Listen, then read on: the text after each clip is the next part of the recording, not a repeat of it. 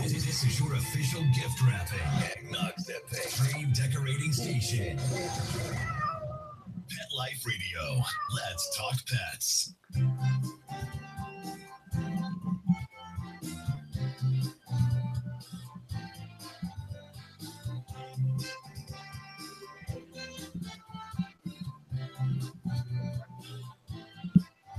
Okay. And good morning or good afternoon, whatever the case may be. You are here live with Dr. Jeff Werber, your host for the next 30 minutes here on Pet Life Radio's live call-in show, Ask the Vets with Dr. Jeff. We're here for you. We're here for your pets. Anything you want to talk about. However, I always come prepared.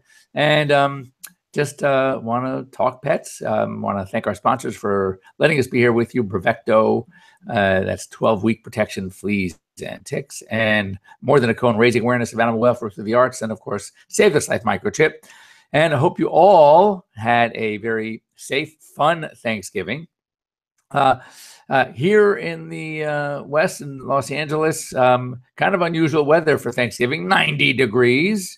And actually, it was the hottest Thanksgiving on record in Los Angeles. The record up before this was 86 degrees back in 1903. So, yeah, it was kind of unusual. In fact, I have some cousins that are out here from New York. Their son lives out here, and they came out to visit him, and they spent Thanksgiving with us. And they're walking around. It's 40 degrees in New York. It's cold, and they're saying, "I can't believe it. It's 9 degrees. And you're wearing shorts and you're going swimming." It's crazy today. Out there, a little bit more gloomy, but we're finally. I think they're actually talking about our first rain coming up next weekend. So. Whatever. We had some great weather for a long time. I'm not complaining at all.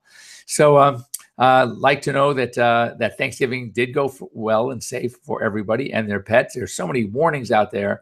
It's ad nauseum, and hopefully you adhered and listened to these warnings about what your pet should and shouldn't be eating. And everybody had a nice, safe time. No turkey bones, no fatty foods, and hopefully all went very well. I read a couple of cute stories. This one I liked a lot. A cockatoo. This is great. It's kind of embarrassing, but it's great at the same time. So they had a intelligence test where they had cockatoos, chimpanzees, and 1-year-old babies. 1-year-old babies. It's what do you know of one? Anyway. They gave it was like an IQ test, like matching shapes and things like that. And the cockatoos beat the chimps and the babies. So they're pretty smart. In fact, I don't know if have you ever owned birds like the parrots, the citizens, the big parrots, and the cockatoos and the macaws. I mean, they are, first of all, magnificent creatures. And anyone who's had one knows they're very, very smart. African greys have an amazing potential for vocabulary and speaking. But what they were saying is the reason why they may make difficult pets is because they are so smart. And there are, you would think that they're only able to repeat back certain phrases, certain words. But no, people have had birds that they can actually have a conversation with. I mean, they actually have been able to understand conceptually the words they're speaking and the situations, and they it's not just repeating back. So yes, you want to be very careful what you say around your bird, because when guests come over, they will repeat what you said, including the 4-letter words, because they don't know they're unusual words. But that was really fun to see that they are smart. We kind of knew that. This was also something that we could talk about again until we're sick of hearing about it. But in Sweden, they basically had 3.4 million individual health records, and of adults, middle-aged senior adults living alone, and they found that that those with dogs over a 12-year study were much less likely to die than dogless owners, dogless individuals in that same period. And they attribute it to a number of things, which first of all, they're less likely to suffer from cardiovascular disease. Why? Because when you have a pet, when you have a dog, you're out there, you're walking, you're exercising. And what's also interesting, it wasn't just the physical health, it's the mental health.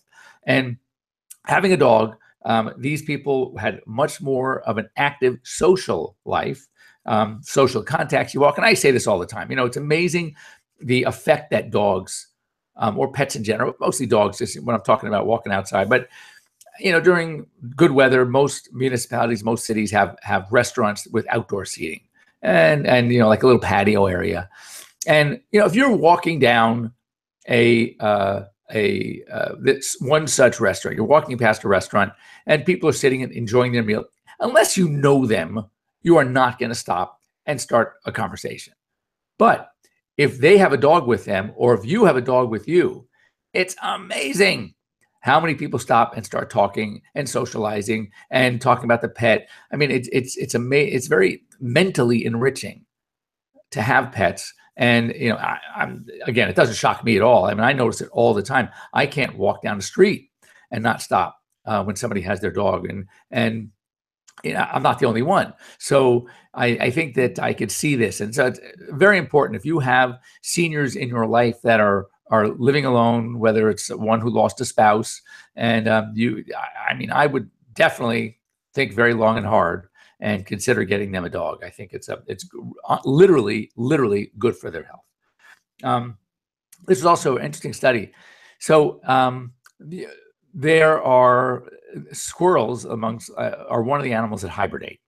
We know it, obviously bears hibernate. There are a lot of animals that do so. But so these researchers were studying hibernating squirrels. And I guess the question came, when the brain is basically at rest for these long periods of time, how does it come back to function normally? So it's a process, a cellular process called sumoylation, sumoylation. Don't even ask me what it means. But that's the process that researchers call when the animals are hibernating. What maintains the brain to function with this less blood flow and thus less oxygen? So there's got to be something that allows that to happen. And there's actually an enzyme called epsilon. And this enzyme is basically supports this process of sumoylation.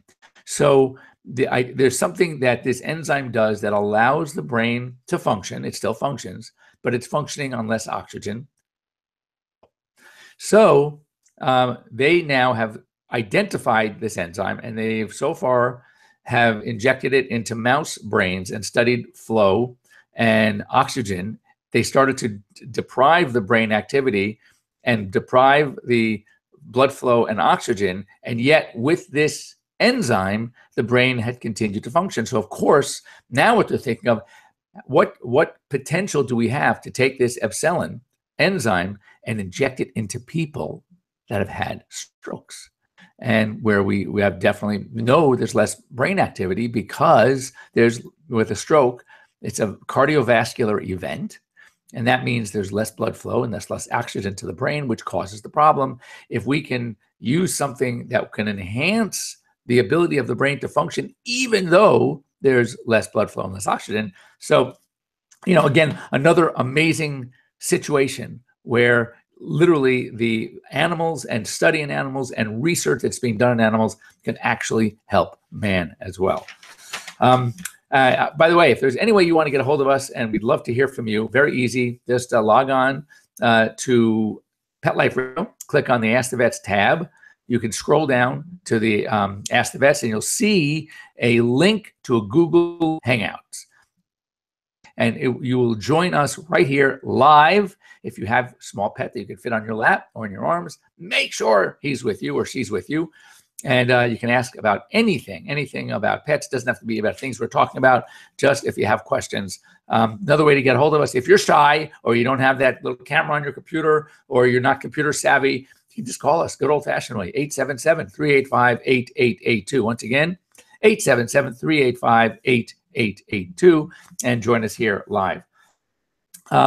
Also, and this is also interesting, that the Virginia Maryland Regional College of Veterinary Medicine has been starting studies on using ultrasound to help fight tumors. Now, what's so interesting is depending on the type of ultrasound. There are many different types of ultrasounds that are being used, but to be able to use it to help shrink soft tissue cancers is pretty cool. Of course, we use it to diagnose them, but there are different frequencies it can be used, and now they're studying certain frequencies of ultrasound that might be able to help shrink soft tissue tumors.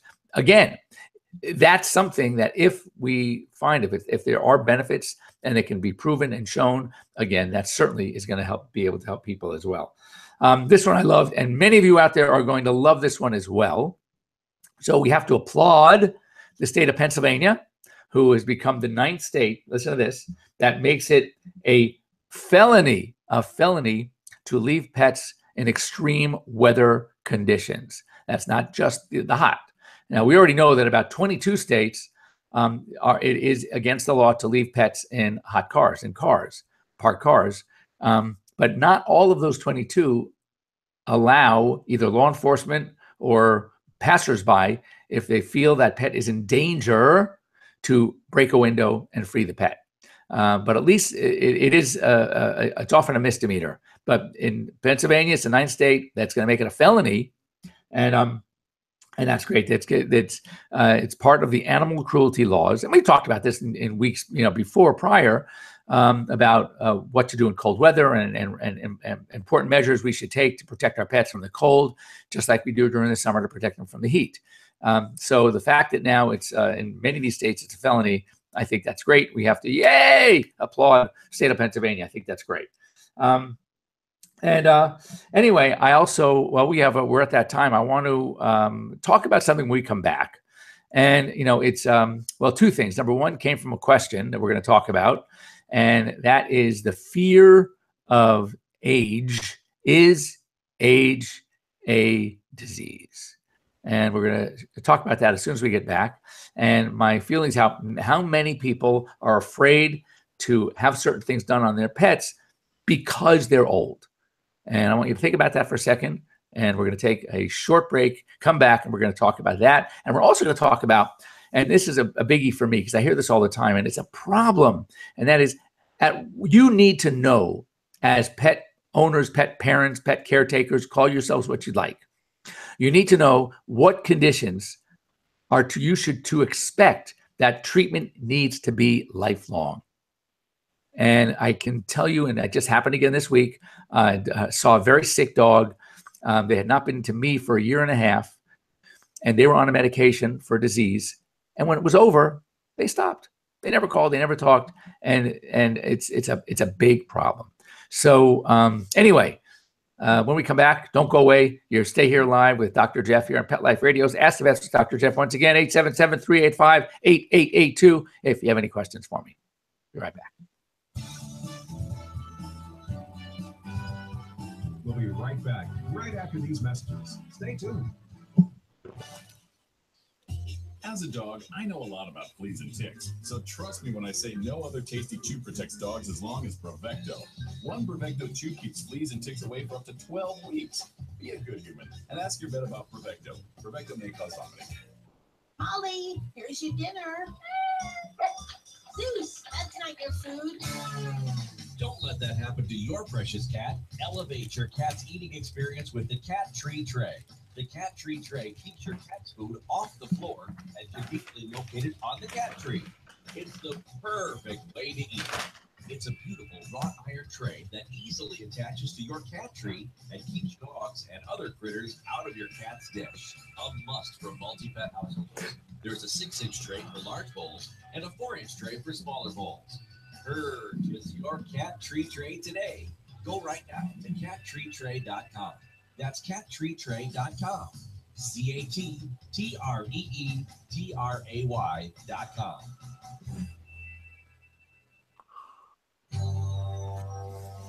It's designerpetsweaters.com. Hand-knitted designer sweaters for your precious pup or cool cat. Beautiful couture patterns for your pets, including custom-knitted formal wear, casual wear, yachting, and even sports-themed. Many designer pet sweaters include feathered tammy hats, top hats, and a lot of sparkle. Each sweater includes leg loops, front paw sleeves, and leash opening. Visit designerpetsweaters.com to order your four-legged fashions today. Your pets will stay warm for the winter and be runway ready. Large or small, we fit them all. designerpetsweaters.com. Hi, I'm Dana Humphrey, the founder of Whitegate PR. We have been specializing in PR and marketing in the pet industry for over 10 years. If you have a pet product or service you would like to promote, give us a call. We can help create awareness for your brand on TV, radio, magazines, newspapers, and blogs. Feel free to reach me directly at 619-414-9307 or learn more on our website at whitegatepr.com or follow us on Facebook. Do you own a pet care business? Do you need help training and retaining your staff? Fetch Find Monthly Pro is the perfect platform for you. Fetch Find Monthly Pro is a monthly subscription with unlimited users, no contracts, and fresh content every week. With increased employee engagement, higher customer satisfaction, and lower risk and liability, Fetch Find Monthly Pro pays for itself. And you can completely customize the training materials based on your company's needs. Head over to www.fetchfind.com to learn more and subscribe today. That's FETCHFIND.com. Begging to hear more of your favorite show? Full episodes of all our shows are available on demand. Go to PetLifeRadio.com to fetch our entire lineup of Possum Pet podcasts. Also, dig us up in iHeartRadio and iTunes. Let's talk pets. Live and on demand only from Pet Life Radio. Let's talk pets. Let's talk pets On Pet Life Radio. PetLifeRadio.com.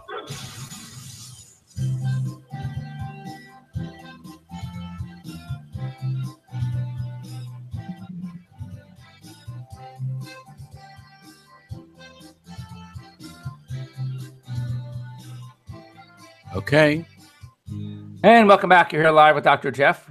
And before the break, I gave you a couple of teases. It's kind of like those commercials where, you don't want to go away because you want to hear what's going on. So hoping it's going to work. So picture this.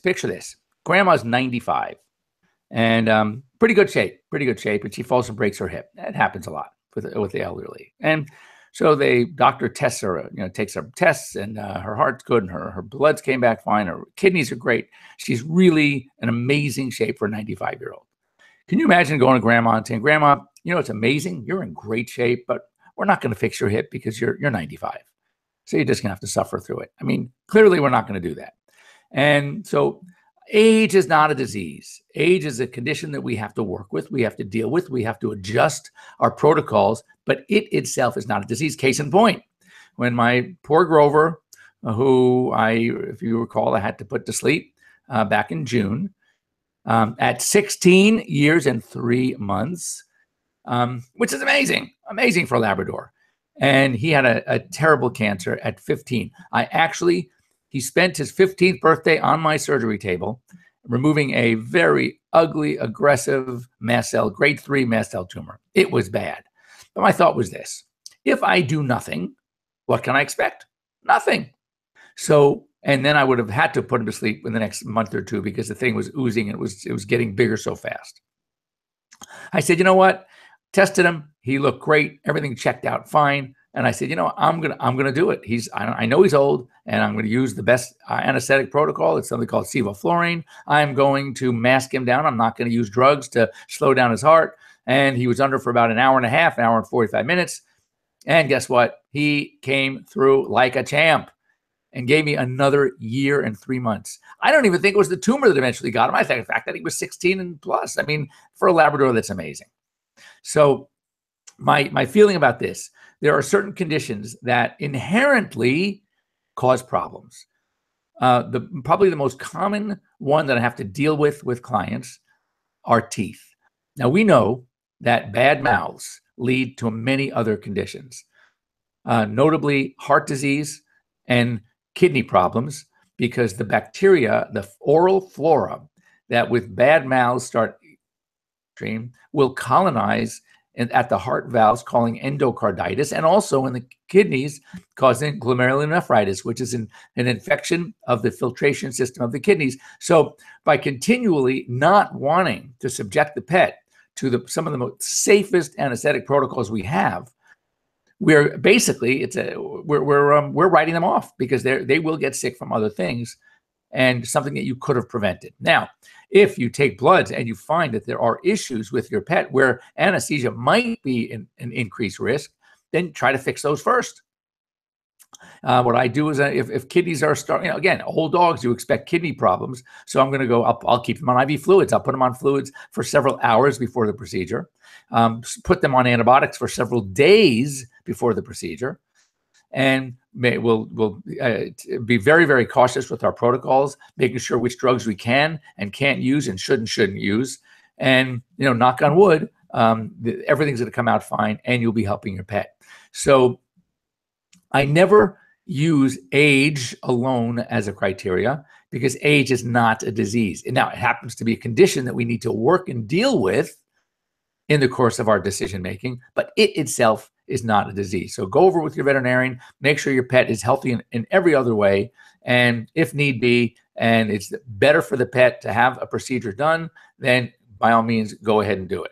Now, there are times where you have the same decision and you have a condition that is going to claim the pet's life despite the repair. For example, if you have a very, very old dog diagnosed with osteosarcoma, and which is a bone cancer, it's going to metastasize. I mean, and treatments of choice are chemo and amputation. Now you have to say to yourself, is this dog going to tolerate amputation? Can he? I mean, his arthritis was so bad before the tumor. How's he going to get around on 3 legs? He couldn't even get around on 4.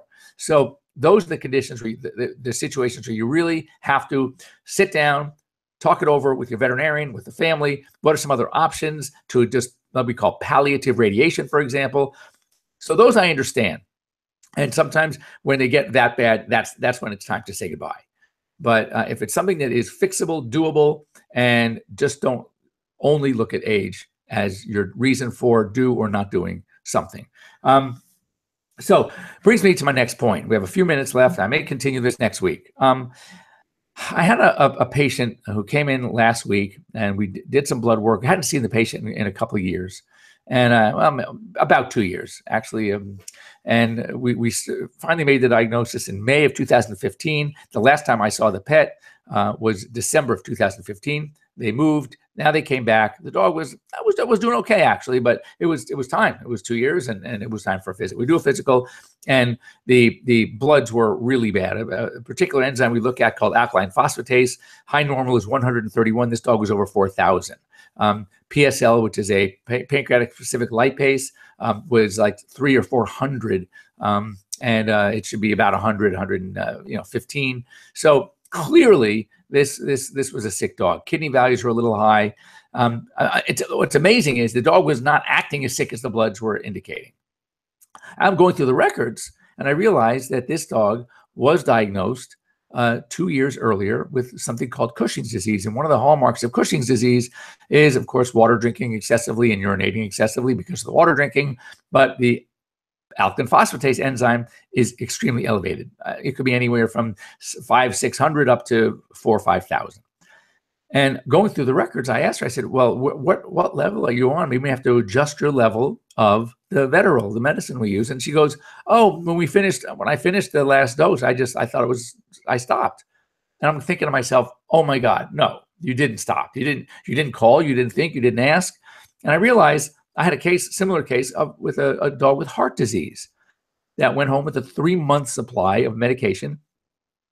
And when you think of a 3-month supply of medication, you kind of pretty much have to know that it's probably something that's going to be long-term.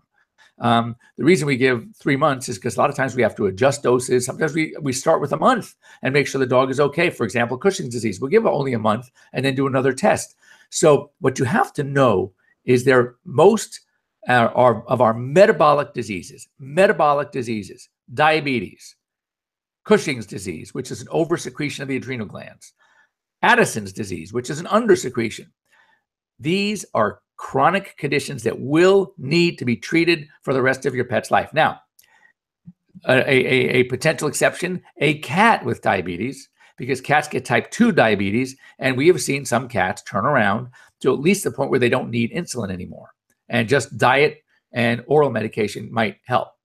But when it comes to a dog with type 1 diabetes, when it comes to Cushing's, Addison's, some of these diseases, they are going to be for the rest of your pet's life. So when you finish a prescription, make sure, as you're even getting towards the end, to call your veterinarian and get a refill. And your veterinarian may have you come back for some of the metabolic conditions because there's some dose adjustments that may need to be made. And those are very important. So just because you only received an 8-week supply doesn't mean it's an 8-week treatment. Other conditions that are going to probably require lifelong care, heart disease. So these are some of the physiologic conditions. Arthritis. Just because you do something for 2 months, the dog's getting better, and you finish the drugs, doesn't mean you're off the hook.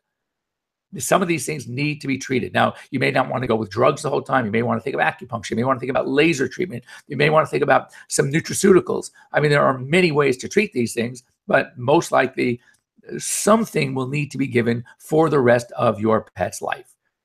So make sure to have these discussions with your veterinarian because it's critical. When you think of a course of treatment, and then when you're done, the course is over, you're thinking of some like an allergy, where sometimes once that input is, the condition is treated, an acute allergic reaction, a bee sting, urticaria, which are hives. How about an infection? Infections, yes, those you have a course. And even after the course, a lot of times we still like to recheck. For example, a urinary tract infection. Some dogs or animals can beat it in 7 days of antibiotics. Some need 4 weeks. A respiratory infection. Sometimes it might need 2 or 3 months of antibiotics. It all depends on what the source of the infection is, where it is. But just because the dose of medication that you were provided, you were either through a script that you got at a pharmacy, a compounding pharmacy because of your pet's weight, or your veterinarian, just because you're done doesn't mean you're done. It means you need to follow up with your veterinarian. We always tell our clients that, give us a call when you're done. We like to check back with them. Oftentimes when I'm writing in my file, I say, call back in 2 weeks to give us an update because I want to know what's going on. I want to know if we truly are better. If it's a urinary tract infection, I'm going to want to repeat the urinalysis now and make sure that it is free of bacteria. So I'm just, when I have 2 such cases where people were so misinformed or made the wrong decisions based on whatever was in their mind, I have no idea. But I would imagine that if you were on a medication and you finished it for a problem, you wouldn't make your own decision as to whether or not you're done. You would call the doctor's office and tell them you're done. How are you feeling? I'm feeling great. Are you having the same problem? No, I'm not. And then they can decide whether or not you need to be seen again. So anyway, with that, keep in mind, if you have any questions about that, diseases, conditions that might require longer-term care, forever care, or just short-term medication, please let me know. You can reach me at drjeff, Dr. Jeff at PetLifeRadio.com. I feel so sorry for these animals that really are once again in a bad way after being in control, and now they're kind of almost back to square one, maybe even worse. So open conversation with your veterinarian or a veterinary staff. If you have any questions, any concerns, please reach out to me. And you can also we'd love to hear from you on the show. So when we're here next week, you can dial into 877-385-8882 or join us live on Google Hangouts. Once again, thanks to Bravecto, thanks to More Than a Cone, and thanks to Save This Life Microchip. And I will be here same time next week. Looking forward. Have a great week, everybody.